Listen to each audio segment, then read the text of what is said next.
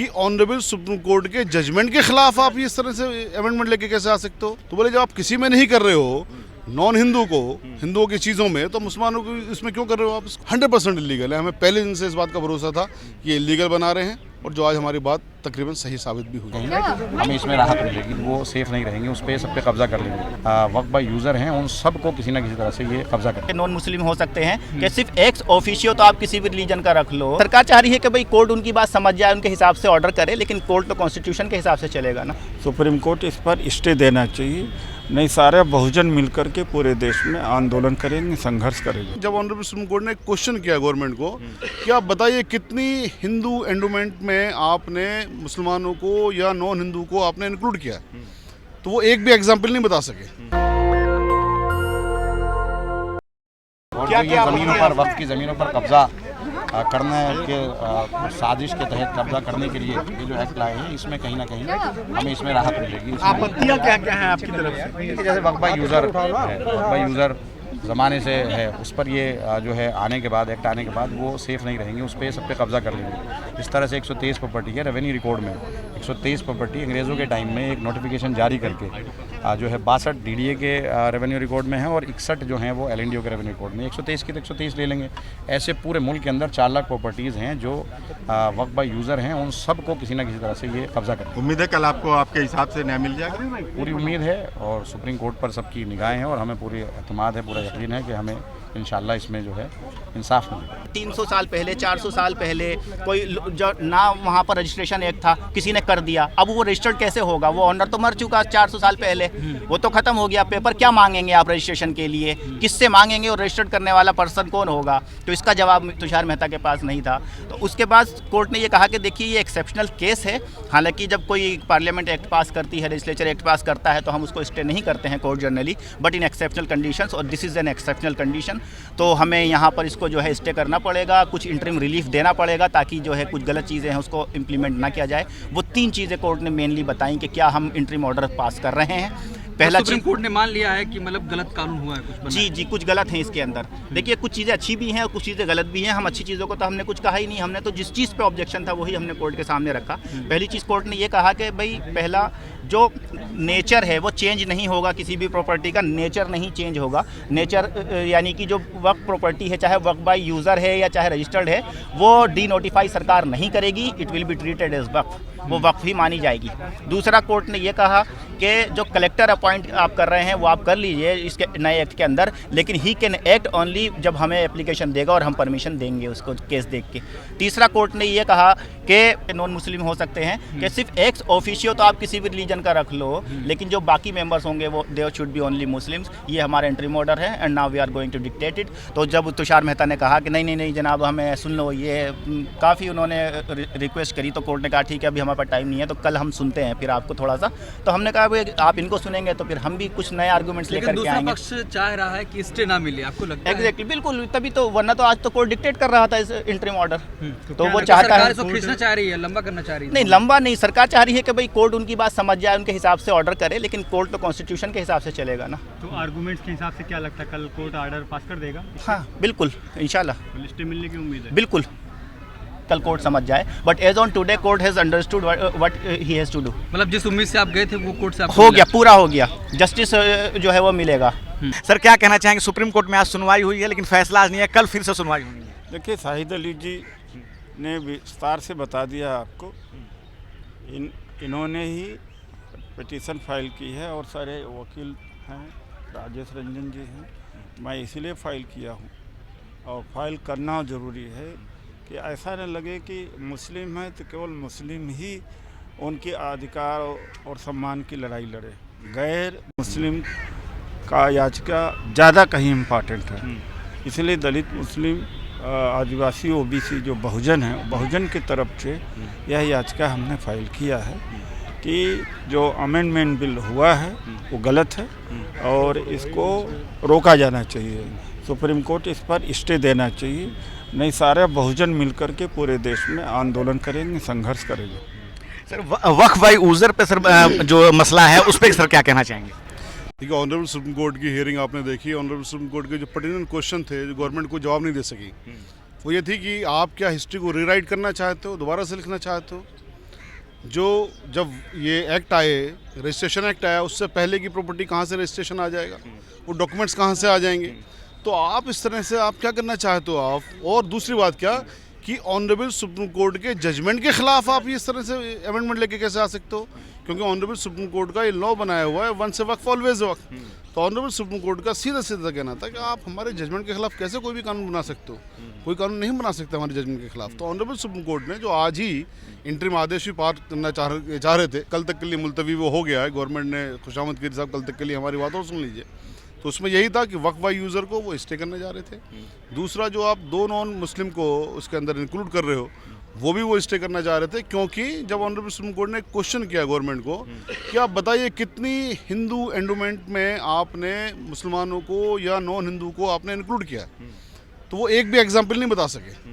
और तीनों honourable supreme court के जजों का ये सवाल था इनसे कि आप बता दीजिए इस बात को, एक का भी वो नहीं बता सके। तो बोले जब आप किसी में नहीं कर रहे हो नॉन हिंदू को हिंदुओं की चीज़ों में, तो मुसलमानों को इसमें क्यों कर रहे हो आप इसको। तो इसलिए इसको भी ये ऑनरेबल सुप्रीम कोर्ट स्टे करने जा रही थी जब तक इसकी पूरी तरह से एग्जामिनेशन ना हो जाए। अब एग्जामिनेशन ऑनरेबल सुप्रीम कोर्ट खुद करेगी या किन्हीं 2-3 ऑनरेबल हाई कोर्ट्स को रेलीगेट करेगी कि साहब इसको एग्जामिन करके हमें बताइए क्या है, वो कल डिसाइड ऑनरेबल सुप्रीम कोर्ट करेगी। लेकिन इंटरिम आदेश के बारे में आज बता दिया था, जो पारित करने जा रहे थे, जो कल तक के लिए मुलतवी है। इस विधेयक में एक बात और है कि जो अब कोई वही व्यक्ति जो है वक्फ करेगा जो 5 साल से प्रैक्टिसिंग मुस्लिम है। नहीं, ये अमेंडमेंट लेके आए हैं, उसको भी चैलेंज किया हुआ है। और जब ये जो चीज़ है, मतलब बताइए कितनी अजीब सी बात है, मैं मुसलमान हूँ, मैं अपनी प्रॉपर्टी को वक्फ करना चाहता हूँ, मुझे सर्टिफिकेट लेना पड़ेगा कि साहब बताइए आप जी। कोर्ट ने कुछ कहा, उस पर कोर्ट में हियरिंग होने के बाद में कोर्ट इशू फ्रेम इस पर करेगी। इसको जो चीज़ें हैं जो त्वरित स्टे करने की बात है वो ये है, उन सबको एग्जामिन करने के लिए रखा गया है। ये सारे वैलिड पॉइंट्स हैं, कोई भी ऐसा पॉइंट नहीं है कि वैलिड पॉइंट नहीं हो। दूसरा जो डीएम को जो आपने पावर दे दी, उसको भी कोर्ट स्टे करने की बात कर रही थी कि साहब इसको कोर्ट के जरिए होना चाहिए, डीएम को कैसे पावर दे रहे हो आप। और फिर दूसरी चीज़ उसके अंदर एक ये चीज़ थी कि साहब कोई प्रॉपर्टी डिस्प्यूटेड होगी, बोले डीएम तो किसी को भी कह देगा डिस्प्यूटेड है। तो ये सब चीज़ें हैं। आप अभी जो इंटरिम रिलीफ की बात है, जो 2 मेन चीज़ें, उस पर interim relief honourable supreme Court की तरफ से, जो बाकी इश्यूज़ हैं उसको सबको एग्जामिन करेगी ऑनरेबल सुप्रीम कोर्ट या ऑनरेबल हाई कोर्ट, उसके बाद में फाइनल ऑर्डर बाद में आएंगे। आज आप लोग चाहते थे कि स्टे मिल जाए, लेकिन आज नहीं हुआ, क्या लग रहा है कल स्टे मिल जाएगा? ये स्टे की जो बात है, हम लोग इसमें कोई शक की बात नहीं, हम चाहते थे स्टे मिल जाए, लेकिन ये स्टे का जो प्रोविज़न जो प्रावधान है ऑनरेबल सुप्रीम कोर्ट ने खुद सुझाया कि जब तक हम इसको नहीं सुन रहे हैं, क्योंकि आपने बिल्कुल पूरी तरह से इलीगल बनाया है, तो इस पर ये स्टे होना चाहिए। तो हमारे चाहने में और ऑनरेबल सुप्रीम कोर्ट के मुंह से इस बात में आने में ज़मीन आसमान का फ़र्क हो जाता है। अब यहाँ पर ये गवर्नमेंट ने ये चाहा कि आज किसी तरह से ना हो जाए, वो कल तक क्या करेंगे वो तो वो जाने गवर्नमेंट वाले, लेकिन हमें कानून पर पूरा भरोसा है, ऑनरेबल सुप्रीम कोर्ट पर पूरा भरोसा है, हर जुडिशरी के हर इंसान पे पूरा भरोसा है, चाहे वो ऑफिसर्स ऑफ कोर्ट है या वो जुडिशरी है, हम पे सब पे पूरा तरह से भरोसा है। लेकिन पार्लियामेंट ने जो ये अमेंडमेंट पास किए पूरी तरह से इलीगल हैं, 100% इलीगल है। हमें पहले दिन से इस बात का भरोसा था कि ये इलीगल बना रहे हैं, और जो आज हमारी बात तकरीबन सही साबित भी हुई है। लेकिन जो सरकार के वकील हैं तुषार मेहता, वो भी तो अपनी दलील रख रहे होंगे। तुषार मेहता साहब की दलील ऑनरेबल सुप्रीम कोर्ट में, ऑनरेबल सुप्रीम कोर्ट के वो किसी भी क्वेश्चन का जवाब नहीं दे सके। वो अपने सपोर्ट में कि साहब हमने इसलिए बनाए हैं, उनके पास कोई भी ऐसा पॉइंट नहीं था कि वो ऑनरेबल सुप्रीम कोर्ट को जस्टिफाई या सेटिस्फाई कर सकें। वो आपने अपनी आंखों से देखा होगा किस तरह से वो ऑन द मूव कर रहे थे। देखिए, जो तुषार मेहता की आप कह रहे हैं कि वो तर्क रख रहे, वो तर्क नहीं रख रहे थे, तुषार मेहता जी कुतर्क रख रहे थे। उनके पास में सुप्रीम कोर्ट के एक सवाल का भी जवाब नहीं था। एक इसमें बहुत, मैं भी सुन रहा था बाकी लोगों को भी, बहुत ही इंपॉर्टेंट चीज़ छूट गई है। सुप्रीम कोर्ट की एक ऑब्जर्वेशन है कि सेक्शन 2 जो है, जो उन्होंने प्रोवाइजो डाला है, एनी डिक्री जजमेंट और उससे जो भी डिक्लेयर हो गया हो वक्फ, वो अगर मुस्लिम चाहे तो उसको चैरिटी में कन्वर्ट कर सकता है, एक ट्रस्ट बना सकता है। तो सुप्रीम कोर्ट ने कहा कि वंस यू आर रिमूविंग कि भाई एक डिक्री जजमेंट और कोई भी कोर्ट का आदेश हो, उससे भी अगर वो वक्फ डिक्लेयर होगा तभी भी उसको तुम हटा सकते हो, उसका कैरेक्टर चेंज कर सकते हो। तो सुप्रीम कोर्ट ये कह रहा है कि ये बेसिक स्ट्रक्चर जो है ना, उस पर आघात है ये, और ये सेपरेशन ऑफ जो पावर है ना, एग्जीक्यूटिव की और लेजिस्लेचर की अलग अलग पावर है, जुडिशरी की अलग है। तो कहीं ना कहीं सुप्रीम कोर्ट को ये लग रहा है कि वो जो लेजिस्लेटिव जो पावर है वो ओवर रीच कर रही है जुडिशरी की पावर पे, क्योंकि कोई भी जो पार्लियामेंट का लॉ है वो इसको ये नहीं कह सकता कि जजमेंट उसमें वॉइड हो गया, कि वो जजमेंट डिक्लेयर जो करा सुप्रीम कोर्ट ने वॉइड करा। पार्लियामेंट को कानून है, वो कानून बना सकती है कोई, बट वो ये नहीं कह सकती कि जजमेंट वॉइड है। जजमेंट वैलिड है, but still they can legislate. तो एक तो पॉइंट ये छूट गया इसमें से। दूसरा एक पॉइंट बहुत इंपॉर्टेंट है जो तुषार मेहता जी बोल रहे थे, उनसे किसी बात का जवाब नहीं दिया गया कि जो वक्फ बाय यूज़र है कि कोई जो रजिस्ट्रेशन आया उससे पहले भी वक्फ बाय यूज़र था, उसको वो कैसे करेंगे, तो उसका आंसर तुषार मेहता जी के पास में नहीं था। एक वो ये कह रहे थे जो सेक्शन 14 में जो बोर्ड का कॉन्स्टिट्यूशन होगा और जो एक एडवाइजरी जो बना रहे हैं, काउंसिल जो बना रहे हैं, उसमें नॉन मुस्लिम कितने होंगे, ये कहते हैं जी 2 होंगे, प्रोवाइजो कहता है 2 होंगे, लेकिन ऊपर का जो सेक्शन है वो बताता नहीं है कि कौन सा नहीं होगा। उसके हिसाब से 22 मेंबर में से सिर्फ 8 जो है वो मुस्लिम हो सकते हैं, जो वर्डिंग्स है। अब वो कहते हैं जी जेपीसी में जो होना हमने इसका आंसर दिया, तो इसमें जस्टिस के विश्वनाथन ने उन्होंने कहा कि भाई इसकी जो इंटरप्रिटेशन करने की ज़रूरत है उसके लिए हमें जो ना जेपीसी जाने की ज़रूरत नहीं है, जो एक्ट में लिखा हुआ हमने वो देखना, उसमें ये कैसे लिखा हुआ। और एक उन्होंने बोला, तुषार मेहता जी ने, एक उत्तर की था उनका कि जी इसमें ये गलत आ गया, डिक्री जजमेंट और वो जो रिमूवल की बात है ना, ये गलत आ गया, गलती से आ गया ये, तो वो गलती से तो आ ही नहीं सकता। अब एक्ट में कोई चीज़ आ गई तो इस डेलिब्रेशन की बात हुई है तैयारी के साथ। इसका मतलब तुषार मेहता जी जो कह रहे हैं कि जी जेपीसी हुई है और इतने लोगों से हमने बातचीत करी और फलाना करा ढमका करा, इसका मतलब कुछ नहीं करा। एक एजेंडा था, एजेंडे के थ्रू इन्होंने पास कर दिया, वो प्री डिसाइडेड था। और एक जेपीसी की अगर बात करते, जेपीसी में जितने सजेशन थे अपोजिशन पार्टीज़ के, एक भी सजेशन को इन्होंने इनकॉर्पोरेट नहीं करा गया, सिर्फ एनडीए के जो सजेशन थे उनको लिया गया, जो अपोजिशन के कंसर्न थी उनको लिया नहीं गया।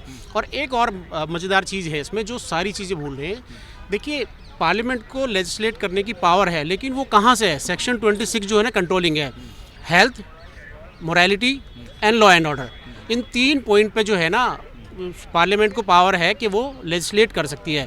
उसके अलावा कोई भी जो रिलीजियस अफेयर है ना, वो मेरा प्राइवेट अफेयर है, बीइंग ए मुस्लिम मेरा प्राइवेट अफेयर है, सरकार उसमें उसको इंटरफेयर नहीं कर सकती। और एक आर्ग्यूमेंट ये कि प्रैक्टिसिंग मुस्लिम होना चाहिए 5 ईयर्स के लिए। 5 ईयर्स का मतलब, इसका मतलब 5 साल के लिए मेरे जो फंडामेंटल राइट है उसको सस्पेंड कर रहे हो। क्या नॉन मुस्लिम, सिख हो, जैन हो, ईसाई हो, उसका फंडामेंटल राइट वो नहीं हो रहा, लेकिन मेरा 5 साल के लिए सस्पेंड हो रहा। मैं आज मुस्लिम हूँ, मैं कैसे प्रूव करूँगा कि 5 साल से मैं प्रैक्टिसिंग हूँ? उसका कोई लॉजिक नहीं है। एक और चीज़ कहते हैं कि जो वक्फ जो है लैंड ओनिंग एजेंसी है, 3rd largest land owning agency है, ये भी झूठा आर्ग्यूमेंट है, ये भी गलत है। क्योंकि अभी एक ऑर्गेनाइजर में लेख छपा था, कैथोलिक चर्च जो है उनके पास में वक्फ से ज़्यादा लैंड है। उसके अलावा 3 स्टेट है, कर्नाटक, आंध्र प्रदेश तो तमिलनाडु, उनके पास में के मंदिरों के पास में वक्फ से ज़्यादा लैंड है।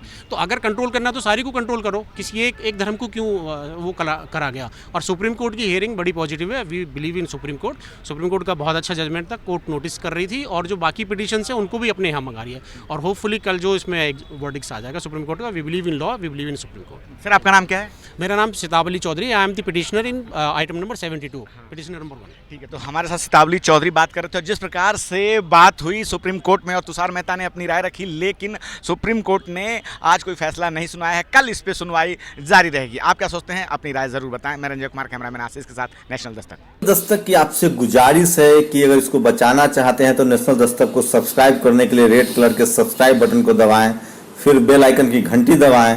नेशनल दस्तक को बचाने के लिए बहुत जरूरी है कि हर खबर को शेयर करें, लाइक करें, कमेंट जरूर करें।